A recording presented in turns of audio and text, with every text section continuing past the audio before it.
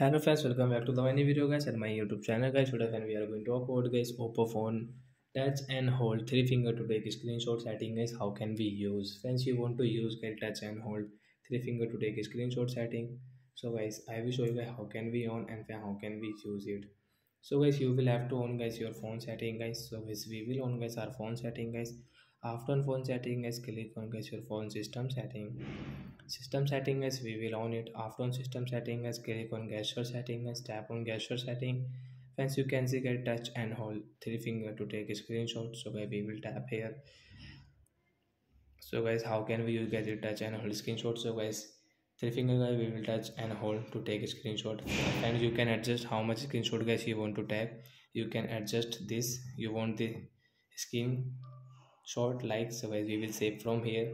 So like that guys you can take and guys you can use your touch and hold three finger to take a screenshot setting. So that's it guys, thanks for watching the video, bye guys.